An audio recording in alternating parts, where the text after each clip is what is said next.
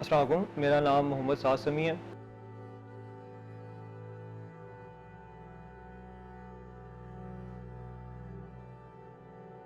जोशीला में मेरा एक स्पेसिफिक डेजिग्नेशन नहीं है, लेकिन ओवरऑल जो प्रोडक्शन से रिलेटेड सारे इश्यूज़ हैं वो मैं उनको लुक आफ्टर करता हूँ।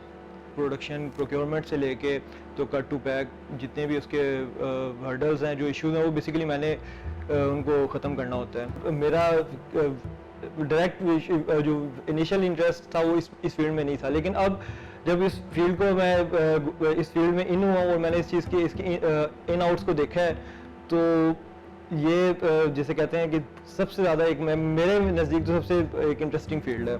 इससे पहले बेसिकली मैं स्टूडेंट तो मैं बिजनेस एडमिनिस्ट्रेशन का ही हूँ, तो इससे पहले ज़्यादा मेरा ब्लॉगिंग और ऐसे राइटिंग्स और इस तरफ थोड़ा ज़्यादा रुझान था। लेकिन यह है कि यहाँ पे आके तो ये टोटली नई दुनिया मेरे लिए थी, और ये अब मुझे इस फील्ड की एक अपना ही एक नशा है जो कि इस फील्ड के अंदर है। और ख़ास तौर पे जब लोगों से फीडबैक मिलता है कि सर आप एक अच्छा काम कर रहे हैं और आपकी जो प्रोडक्ट है, तो वो जो फीडबैक है ना, वो अपने पैसे पूरे कर देता है। सबसे पहले तो जो कस्टमर है वो अप्रोच करता है हमारी जो उनके नियरेस्ट रीसेलर है या नियरेस्ट कॉन्टैक्ट पॉइंट है, जब वो उसको अप्रोच करता है तो वो उन्हें फुली गाइड करते हैं कि आपको ये चीज़ें, ये रिक्वायरमेंट्स हमारी, ये साइजिंग्स हैं, आपने इनको फॉलो करना है, इन एसओपीज़ को फॉलो करना है, और ये आपके जो है ना इनिशियल जो है रिक्वायरमेंट्स है जो कि हमें आपकी तरफ से चाहिए। फिर उसके बाद वो अपने लोगोज़, अपने स्पॉन्सर लोगोज और अपनी जो साइजिंग है वो सारी डिटेल्स हमें फॉरवर्ड करते हैं हमारे स्पेसिफिक कॉन्टैक्ट पर्सन को। वो कॉन्टैक्ट पर्सन हमारे ऑफिस में वो सारी चीज़ें फॉरवर्ड करता है वाया ईमेल या फिर व्हाट्सएप। उसके बाद उनके आर्टवर्क डिज़ाइन होते हैं, आर्टवर्क डिज़ाइन होने के बाद उनसे कंफर्मेशन ली जाती हैं, फिर पेमेंट्स सम एडवांस पेमेंट, उसके बाद वो हमारे ऑफिस में वाया ईमेल फॉरवर्ड की जाती हैं, और फिर आगे जो रेगुलर प्रोडक्शन प्रोसेस है, cutting, stitching, press, quality and final press dispatch. तो ये मतलब हमारी सप्लाई चेन है पूरी एक जो इसमें कवर होती है। ओवरऑल हमारी प्रोडक्शन 500 किट्स डेली कर सकते हैं। 5 to 6 department, cutting department, over printing department, soft department, stitching, quality, press pack, her department अलग अलग उनका एक हेड है जो कि उसको वॉच ओवर कर रहा है और उसको सारा कंट्रोल कर रहा है।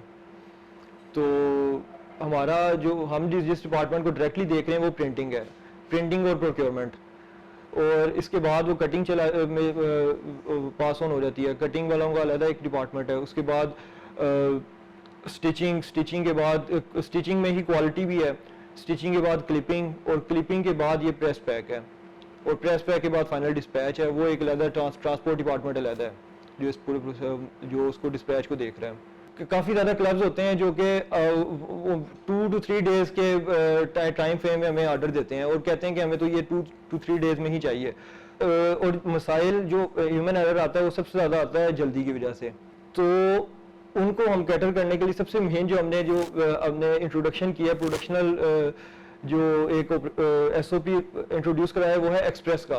उनको हम थोड़े से एक्सप्रेस चार्जेस डालते हैं ताकि नेक्स्ट टाइम वो उनको थोड़ा सा हो कि वो हम एक्सप्रेस चार्जेस हमें अगली दफ़ा ना पे करने पड़े। तो अगली दफ़ा, और ये 100% है, जो एक्सप्रेस चार्जेस एक दफ़ा पे कर देते हैं वो अगली दफ़ा हमें ड्यू टाइम में ही, मतलब हमें जो 10 to 15 डेज टाइम चाहिए वो उस टाइम में देते हैं। लेकिन सबसे ज़्यादा ह्यूमन एरर्स जो आते हैं वो इसी तरह के आर्डर्स में आते हैं जो एक्सप्रेस आर्डर्स होते हैं जिनमें हमें ड्यू टाइम नहीं मिलता 10 to 15 डेज का जो कि हमें चाहिए। मोस्टली खराबी आती है प्रिंट में।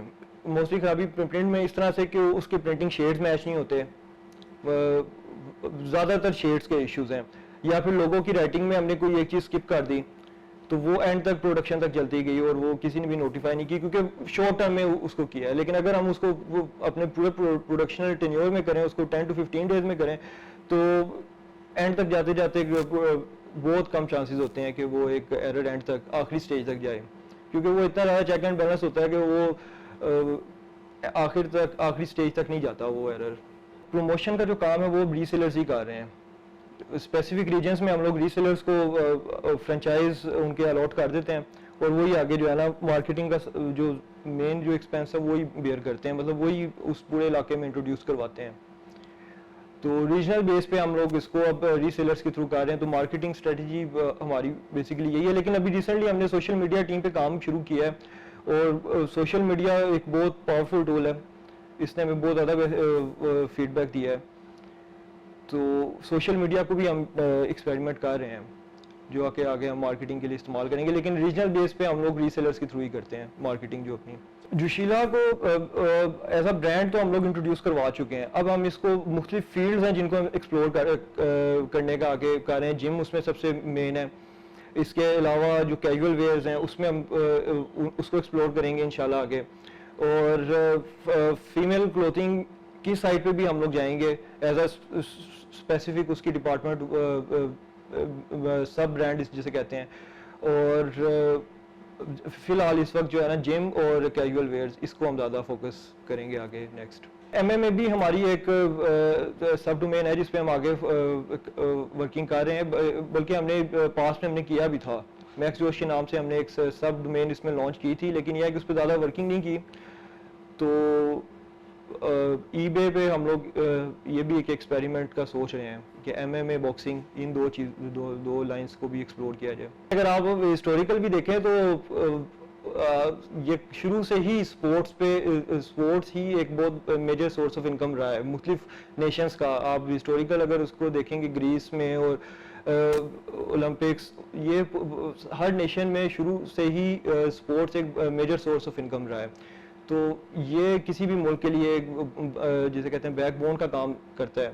और जैसा कि पहले उन्होंने एक्सप्लेन किया इस चीज़ को कि हम लोग यूथ को इसी के थ्रू बचा सकते हैं, मतलब ड्रग्स हैं, दूसरी ऑनलाइन जो हम लोगों की जो एक्टिविटीज़ हैं जो कि हमारी यूथ को एक अनहेल्थी इन्वायरमेंट की तरफ लेके जा रही हैं, वो हम सिर्फ और सिर्फ स्पोर्ट्स के थ्रू ही उसको एक ऑन ट्रैक ला सकते हैं। और as a matter of fact अभी रिसेंट सर्वेज में बताया गया कि हमारी पाकिस्तानी यूथ जो है काफ़ी ज़्यादा डिस्ट्रैक्ट हो चुकी है। तो काफ़ी ज़्यादा इस चीज़ की ज़रूरत है कि हम लोग उसको स्पोर्ट्स के थ्रू, और स्पोर्ट्स वाकई एक ऐसा प्लेटफॉर्म है जिसमें हम लोग उसको वापस ला सकते हैं एक हेल्दी इन्वायरमेंट की तरफ, हेल्दी डायरेक्शन की तरफ। तो ये स्पोर्ट्स एक मज़हब के बाद एक दूसरा चीज़ है जो कि कौम को जोड़ती है। दिल की बात तो यही है कि आपने जो काम करना है डेडिकेशन के साथ करना है, आपने उसको 100% देना, 110% देना है अपना, कि आपने कि कोई आपके ऊपर कोई क्लेम ना कर सके, कि ब्लेम ना कर सके कि आपने उसको अपनी एफर्ट पूरी नहीं की। आपने अपनी एफर्ट पूरी करनी है, ऊपर बाकी जो नतीजा है वो ऊपर हले पे छोड़ दें। आपने अगर एफर्ट किया आपको उसका फीडबैक ज़रूर मिलेगा। और कंसिस्टेंसी, मतलब डेडिकेशन के साथ कंसिस्टेंसी भी, मतलब ये नहीं कि आप 1 साल या 2 साल के बाद उसको एग्जिट स्ट्रेटजी पे काम करें कि मैंने इसको 1 साल या 2 साल में करना है, उसके बाद दूसरी साइड में निकल जाना है। उसको कंसिस्टेंसी जो है ना वो सबसे मेन चीज़ है डेडिकेशन के साथ, कि मतलब 5-10 ईयर्स भी लग सकते हैं उसको, 10-15 लग सकते हैं, 15-20 लग सकते हैं, लेकिन आपने उसको कंटिन्यू करना है। मेरा नाम मोहम्मद सासमी है और जोशीला स्पोर्ट्स की सारी प्रोडक्शनल एक्टिविटी मैं ही देखता हूँ। Love play football, love play sports.